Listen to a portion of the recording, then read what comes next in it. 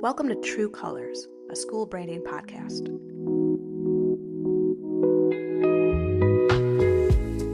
Here we learn how to represent your school in a correct, competitive, and compelling way. We bring on experienced educators and experts to discuss the ins and outs of displaying your school's true colors.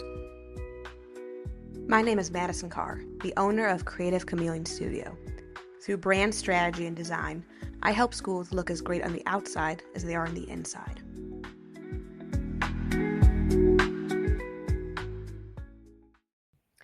An effective school brand is one that represents your school in a correct manner. This means knowing who you are and knowing how to talk about your school. Although it's simple in theory, many schools struggle with figuring out what really makes them special and a perfect fit for their dream families. And they also struggle with communicating these findings. So I wanted to bring on someone who can give us helpful insight into that discovery process and how that impacts enrollment. And today I'm lucky to bring on two experts, a powerhouse team from Thrive Hive, Miriam Stein and Laurie Ehrlich.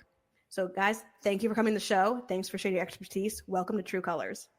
Thanks. It's great to be here. So you both have a very impressive resume that you're bringing to the table, but I would love it if you could give listeners just a quick overview of what your backgrounds are, how you found each other, and what led you to establishing Thrive Hive. Sure. Laurie, why don't you go first? You go first. Okay, great. So my background, I've been in marketing for over 20 years, which is crazy to say. The vast majority of my career has been in nonprofit marketing. And before Miriam and I started Thrive Hive, we were the admission and marketing team at Charles E. Smith Jewish Day School, which is a pre-K to 12 independent school in the DC area. So we worked very close together, and we'll tell you more stories about our relationship, the good, the bad, and the ugly. My role there was to be the brand czar, to make the connections in terms of marketing and messaging for admission, for development, for every single department across the school, and make sure we were presenting a cohesive image and brand. And I will turn it over to Miriam for her background. Yeah. Hi. It's a pleasure to be here, Madison. Thanks for having us. So I am an educator by training. My roots are in education. I taught high school history in the independent school world, and I was director of student life. My number one goal was to just excite people, excite kids about being kind of part of something bigger than like just showing up to school every day. And I did that for many years. My dream was to be a high school principal. And at some point along the way, someone said to me, if you want to do that, then you should really get into admissions work. And I had no idea what was involved with admissions. I literally said to myself, isn't admission just giving tours? I had no idea. And as it happened, the school where I was working, the director of admission position was open, and I applied for it. I drew on other work experience that I had. I ended up getting the job. And I learned that admission was a lot more than just giving tours. And I learned about how the school that I was working in, pre-K through 12th grade school of about 1,000 students, we still had to fight for every single one and every single family and constantly resell our own families. And I learned about market segmentation and data and tracking and value proposition and all the things that I had no idea went into actually filling classrooms. And Laurie and I worked together. I became director of admission right before she came on as director of marketing and communications. And we worked together to try to create a harmonious advancement office. And sometimes it was like fantastic, and sometimes it was a struggle. And we can share about that. But working together is definitely better than working independently and in parallel. And we both left around the same time and realized, gosh, we could really help a lot of other independent schools with understanding the enrollment and marketing strategy, big picture strategy, and also very granular, like this is what you can do to help recruit in a more effective way and keep your students also. So that's who we are. We created Thrive Hive, and we're thriving and hiving. I love that. And Laurie, you said something that is music to my ears, the idea of consistently putting out the right image, the same image for a school, getting that overview picture of a brand and being consistent. I love that word, consistent. It's something I'm constantly telling clients is, the goal of branding is figuring out who you are and then explaining that, telling it, showing it in the same way over and over again. And you're absolutely right that it's not only capturing new students, it's selling your current families, getting them to buy into the end goal year and year and year again. So I think that is awesome that you guys have that background, that you work together, and that you're thriving in this new role together. And Miriam, you mentioned the word data. I saw on your website that comes up quite a bit. I love data. I think you guys do too.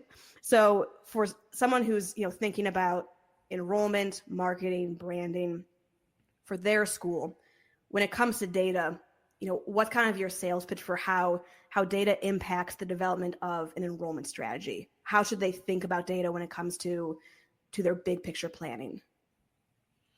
Oh my gosh. Oh yeah. I mean, Laurie, go ahead. I mean, there's so much, and Miriam, of course, I'll turn it over to you in terms of enrollment data, but data is really the foundation of any project that we do because it helps to drive decisions. It's a better use of human and financial resources. And many times we find that schools are throwing spaghetti at the wall to see what sticks because they don't have staffing in-house, or they don't know what to do, or they just have too much going on. So they just go. And being in a school marketing role in-house, I understand that there are times that you have to fly by the seat of your pants. But when it comes to justifying asks for more resources or coming to a department in the school, especially in admission, to say, we don't have to be everywhere all of the time, it's not a good use of resources. We need something to back that up. So that's not just looking at marketing analytics, how are you doing on your website, on social media, in your email marketing, but also talking to people, surveying them, conducting focus groups and one-on-one conversations to really understand why people come to your school, why they leave, why they stay, and really to get that extensive landscape of all of the reasons why your brand is amazing and think of new ways to push that out there. And then, yes, and from the enrollment perspective, the way that we started to use data, and the way that we coach others at schools now in using data, is understanding what is the rhythm of your year when it comes to enrollment. For example, right now we're recording this in February and decisions are going out soon or have just gone out, and many schools will know what does our enrollment class look like within the next couple weeks, and they'll know we're full, or they'll know, holy cow, we have a long way to go. But if you are tracking, let's say week by week or month by month, what does my enrollment look like right now as compared to last year or a 3-year average? It helps inform at what level of panic should I be if our class is only 50% full of where I want it to be on September 1st. You may say, oh my God, we are actually way behind where we are. Therefore, what messaging needs to go out? Where do we need to recruit? It will help drive your decisions, as Laurie said. Or you may see every single year at this point, we're actually exactly at the same place. We're only 50% full. That's okay. We're right on track. We got to keep doing what we're doing. So I think tracking your progress when it comes to enrollment is incredibly helpful at managing the emotions and managing expectations for yourself if you're in enrollment, your head of school, or your board. That's the key way that I use data. Another avenue also, which definitely partners with the marketing department, is just thinking about where are kids drawing, where are primary families drawing from, and what needs to be true in order to appeal to them. Do we need to showcase different messaging? Do we need to spotlight our transportation as opposed to spotlighting walk to school? Do we, and just, again, having something to help organize the massive amount of information that goes into how do we recruit students is really helpful in just navigating how you make decisions. Yeah, I think that's really insightful because I've had conversations with heads of school, admissions, when talking about their brand, that big picture idea. And the first thing we always do is talk about who you want to be and who you really are right now and see where the misalignment is. And it's always so interesting to me that, the conversations that happen within the closed walls among the leadership, the decision makers, a lot of times it's, well, I think this is what makes us unique, or I think people are drawn to us because of these things, but not having that data, not having that proof to back it up. I think your terminology of throwing spaghetti at the wall is spot on. They're really just saying, well, we feel like it's this, but they don't know. And when you're investing a lot of money into branding, into enrollment strategy, into marketing, you should probably know, right? That's pretty important to make sure you have, the cold hard facts. And I think that's very overwhelming to figure out, how do we collect that data? How do we decipher that data? How do we apply the data? So if someone's listening and maybe they're a real numbers person, they love data, but they're not quite sure if that falls on them to deal with or not, like, who do you normally interact with in these initial steps of collecting data? Is it a head of school driving this? Is it admissions directors? Is it advancement directors? Is it a full team? Who's kind of feeling the pain points and then starting this process with you? So that's a great question, because we think about that too. Like, what's, like, who's best to have in the room when we're talking about how to fix the enrollment situation in any given school, whether it's growing your enrollment or like tightening up your enrollment. So our signature program that we do with schools, we call the Enrollment Blueprint Project.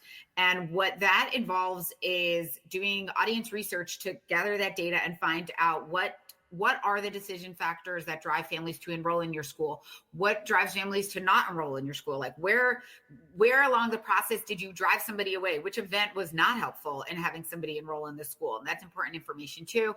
We'll do an audit of your communications, of your whole admission process, of your website. We'll synthesize that, and then we'll map out a plan for you. And that's our enrollment blueprint.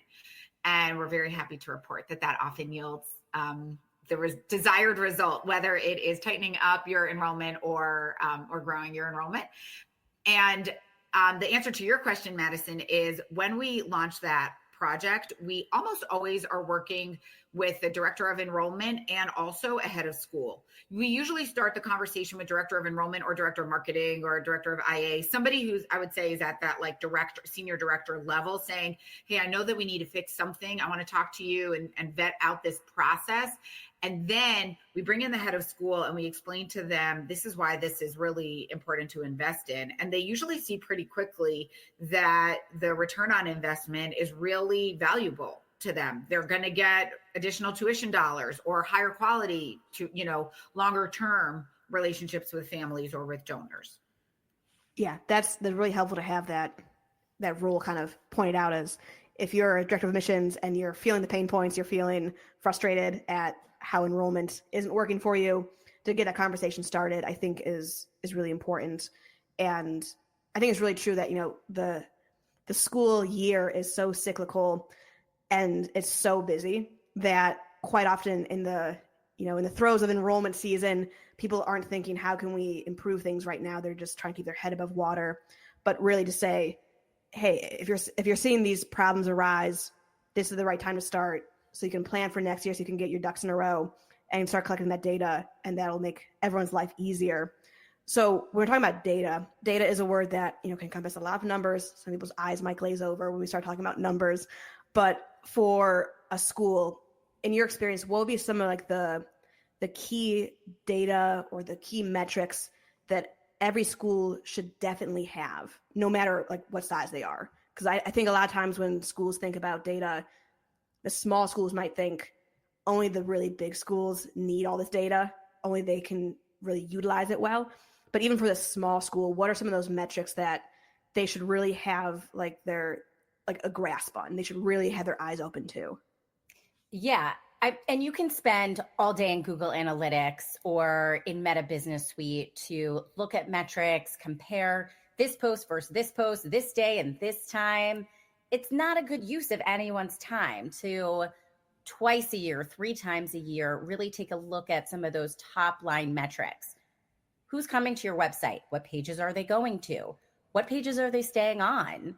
Are they getting to your faculty and staff page to see who's going to be teaching their children every day? Are they bouncing off of your tuition page because you don't have a value statement on there? They see the sticker shock and they're like, okay, goodbye, I'm done here. Do you have engagement on social media? There are a lot of schools who are posting here, posting there, posting 5 times a day, every day, which in my opinion, and I will fight anyone on this, is not a good use of anyone's time. You really want that quality over quantity, and to represent an accurate depiction of who your school is. It's not a contest of who can post more. And also, if you have employed a welcome series or a drip campaign, are people reading it? Are they re-engaging with the school after they're receiving it? So those are some of the core things that I look at. And these aren't things that you need a rocket science degree to look at. They're very easily accessible. And from the enrollment perspective, I would go back to what I said just a little while ago, which is the most important piece of data, I would say, is tracking how on pace you are with your inquiries, applicants, accepted, and enrolled. And if you can do that, starting with your inquiries in September and just saying like, where are we now? And then all the way through, again, through the first day of school, knowing where you are grade by grade will be very helpful in guiding you to take action if you're not yet at capacity. Yeah, that's a perfect answer and really helpful. And I'm going to ask you about horror stories. So if we're thinking about enrollment strategies, you guys have gone in and audited a lot of schools. If a school is thinking, we're not sure if our enrollment strategy is good or not, what are some of the red flags that you've seen, maybe the most egregious ones? What are some things that you'd say, if you're seeing this going on in your school, is definitely like, DEFCON 5, it's time to look at your enrollment strategy? What are some of those big glaring neon signs that you look for? Okay, number one, make sure your tuition is on your tuition amount is actually posted on your tuition webpage. We've worked with schools where they don't want to put it there because they don't want to scare families away. And for us, that's a red flag. And we're just saying, gosh, like if you can't even stand behind that, like we got so much to talk about here. That's like a number one. And anybody who's listening to this, if you're worried about posting your tuition on your page, please email us. We will talk you through it. We will talk to your board chair. We will talk to your head of school. It is absolutely worth it. You should do it, and it's okay. Sooner or later, families are going to find out what your tuition is. So just put it out there and do it with a testimonial on that page. Do it with value proposition about why families should invest, but don't be too afraid to post your tuition. That just communicates that you are either irresponsible, sloppy, or scared to post it. Another key piece to make sure is done well on a web page, at least, is make sure your dates are up to date. So right now it's 2025, any school that I go to where it says now enrolling for the 2023-24 school year, please fill out your forms by September 1st, 2024. Like, come on, let's go. Like, don't communicate to the rest of the world that you're sloppy. Just take dates off there altogether if you need to. But those for me are red flags that say a school's not really minding the shop if you've got your dates off or if you don't have the tuition on.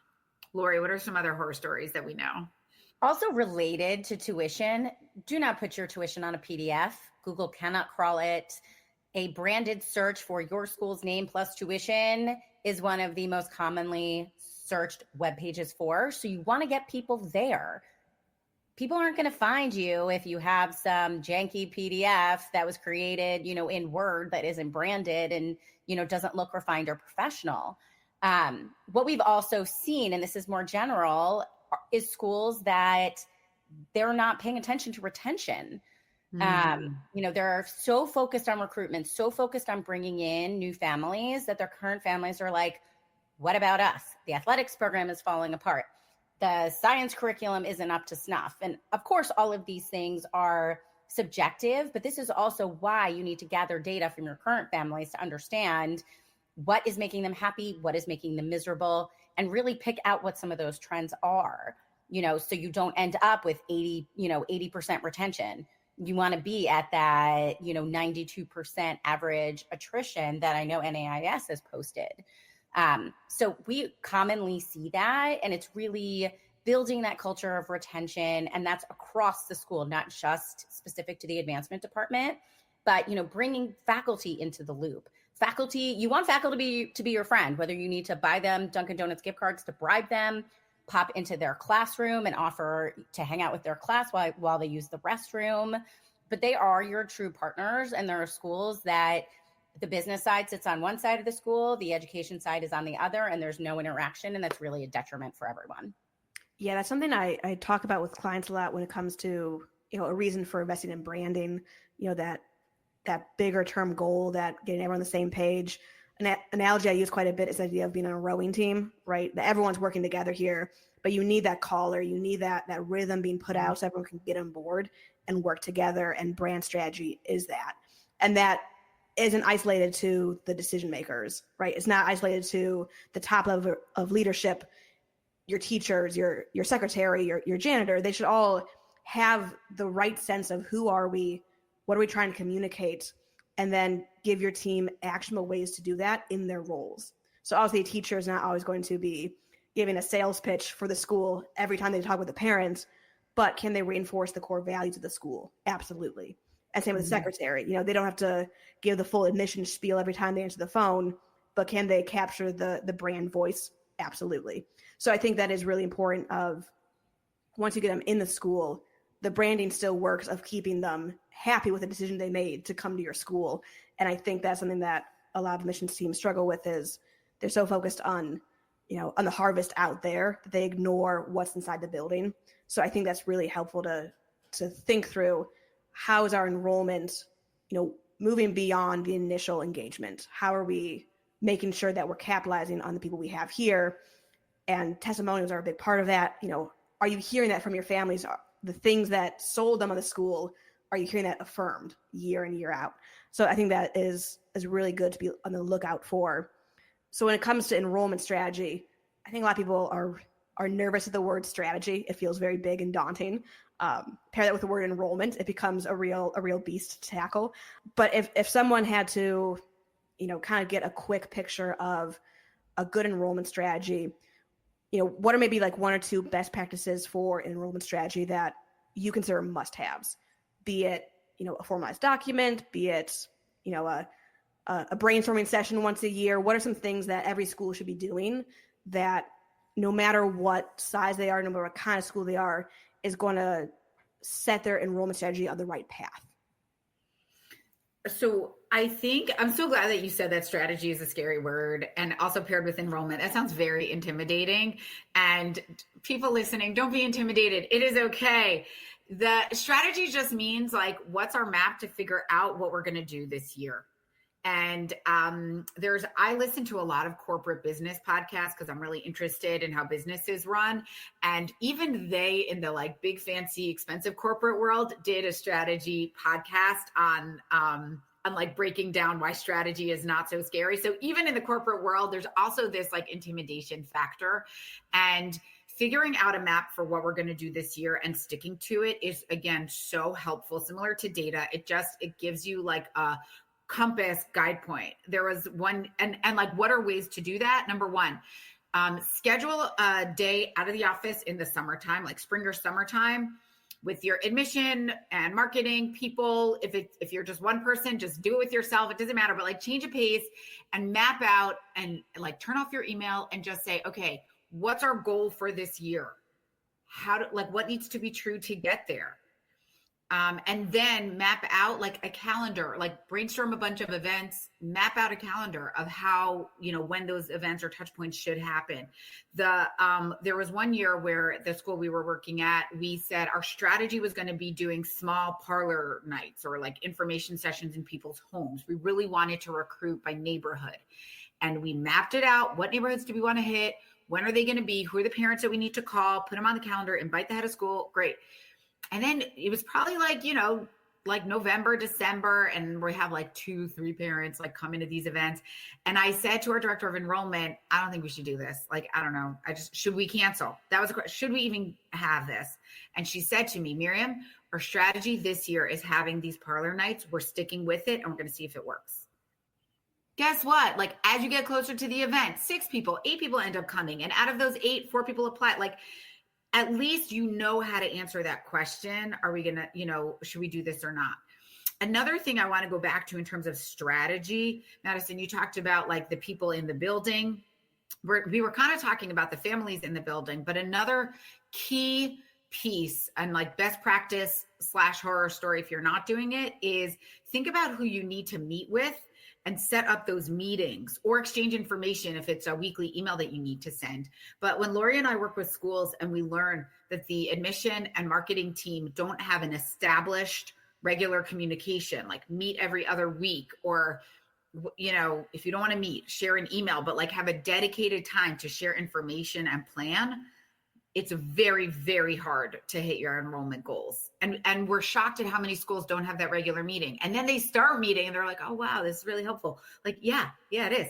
So that's another like red flag when the right meetings aren't set up. And I would say admission and marketing meeting, admission and development meeting once a month, just to talk about like, hey, are we double dipping on the same volunteers constantly? Or, are we development? Are you about to ask a big gift from a family where we're not accepting a younger sibling? Like, yikes, let's be in touch on that.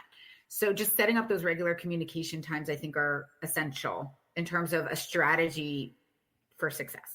That's a really good metric, really good kind of a calibration of once a month. Make sure you're having that touching base once a month. And I think when I work with schools and see a lot of the misalignment issues, a lot of times the core of it is, the people aren't talking to each other, or they're talking, but they're not about the right things. And it's all about, connecting, getting connected, communicating, and talking about the right things. And that's, I think, really helpful to have that once a month checkpoint and say, okay, what's working for us? What's not? What's worth sticking with to see how it turns out? I think that is really true of when it comes to branding. I always tell clients, this is a long haul kind of thing. We're going to get you a new strategy, a new identity, but it's not going to just, appear overnight. The process is long, and then the payoff takes time. It's a long-term investment. I think a lot of schools, a lot of businesses struggle with that, where they put in the effort, they put in the investment, and then within 1 week, they're like, we're not seeing results. It's like, you need more than 1 week. You definitely need more than 1 week for these things. And I think having some guidance on, what's our strategy, and then how long do we let it pan out? Mm-hmm. I think a year at a time is really helpful. I'd imagine when a lot of schools think about enrollment strategy, there's maybe a tendency to think, whatever we do now, we're locked into for the next 5 years. This is our 5 or 10-year plan. So if we get it wrong, we're really screwed. How do we do it right? It becomes even more overwhelming. I think that's a great thing to say. Do a brainstorming session, plan for the next year, say, we're going to stick to it, see how it works. And then we have that data at the end of the year, say, did it work? Should we readjust? I think that's way more approachable. So I think that right there is a great takeaway of, you don't have to look at it as a 5-10 year plan. Look at it for the next year, and then be strategic. And how do we apply that? And then how do we collect data and then reapply that data is so helpful. And something you guys do, which I want to ask you about, because I'm curious about it, is you do coaching. And coaching is a word that I think a lot of people don't quite know what to do with. They don't quite know what actually means in reality. So could you just give some context to who do you coach? Maybe how do you coach? And what are some of the payoffs of that? I know there's no shortage of admissions marketing directors who are just, doggone exhausted from what they do. So I imagine the idea of coaching sounds great. So can you kind of explain, what that looks like, who you speak to with that, and how you help them? Sure. So we do this in 2 ways. One, we always tack on 10 coaching sessions to existing enrollment blueprints. And this really, it's multi-beneficial because we help them begin to implement the blueprint that we've created for them. Answer questions, bounce messaging off of each other, because the blueprint does not include a full, 3-month social media calendar with captions and graphics and all these other things. So it's, am I using our voice and tone properly? Is this the correct usage of our value proposition? So we have these coaching sessions that allow our clients to ask us any questions. For those that we sort of just dive into coaching, there might be a structured curriculum where we're addressing, school marketing 101 for someone who's brand new to school marketing, or how to develop a content calendar, how to partner with your faculty better. Or, we'll have messaging workshops where we're looking at a school's mission and their value proposition and helping them set the stage for a strategic plan or a blueprint to help them map out the year. So, they're flexible. If you want to be coached all year, we can coach you all year. If you're interested in a 5 or a 10 pack, just to get started, that can also be a primer to a much bigger project. Once we're able to peel off the layers of the onion and really understand what's happening beneath the surface. And I think also sometimes school, like enrollment or marketing professionals will feel like, gosh, I really need a partner. Like I really need somebody. But if I say something to my head of school, they're going to think I'm weak and not capable.